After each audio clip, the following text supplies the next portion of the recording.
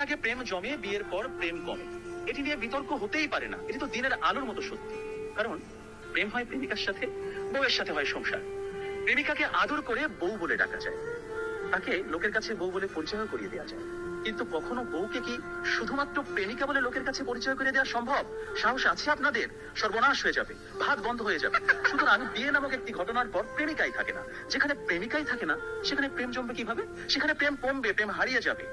আবার প্রেমিকের দেয়া 2 পয়সার আলতা, কাঁচের চুড়ি কিংবা সস্তায় কেনা শাড়ি, এগুলো প্রেমের সময় প্রেমিকার কাছে থাকে আদরের, থাকে ভালোবাসার, থাকে যত্নের। কিন্তু বিয়ের পর বউয়ের কাছে এগুলো হয়ে যায় চোখের বিষ। একজন সত্যিকারের প্রেমিকের প্রেমের উপন্যাসে বিয়েই কখনো শেষ পৃষ্ঠা হয় না। কারণ তারা জানে কোনো কোনো প্রেম না পাওয়াতেই পূর্ণতা খুঁজে পায়। তাই পৃথিবীর শত গল্প, কবিতা, উপন্যাসে প্রেমকে সাজানো হয়েছে না পাওয়ার বেদনায়। আর এজন্যই প্রেমটা আসলে বিয়ের আগে, অর্থাৎ না পাওয়াতেই জমে। তাই অবশেষে আমি বলতে চাই, আমি যদি তোমাকে পাই তাহলে বিয়ের পর আমি হয়ে যাবো দায়িত্বশীল পুরুষ। বিয়ের আগে যেমন ছিলাম লুতুপুতু প্রেমিক, যেমন ছিলাম আবেগী প্রেমিক, বিয়ের পর হয়ে উঠবো আমি দায়িত্বশীল পুরুষ। কারণ আমি জানি বিয়ের পর দায়িত্ববাদ দিয়ে প্রেম জমাতে গেলে সংসার টিকবে না। আমি পুরুষ, আমি রাখবো তোমায় বাহুডোরে, কখনো ভালোবাসার আদরে, আবেগী প্রেমিক হয়ে, কখনো বা স্বামীর দায়িত্বে। যেভাবে কবি বলেছেন, সাজিয়ে গুছিয়ে তবুও ঠিক কাব্য করে বলা গেল না। এ জন্ম তো কেটেই গেল অসম্ভবের অসঙ্গতে। পরের জন্মে বয়স যখন 16ই সঠিক, আমরা তখন প্রেমে পড়ব। একজন প্রেমিকের থাকে দেখা না পাওয়ার কষ্ট, থাকে হৃদয়ের উত্তাল আবেগ।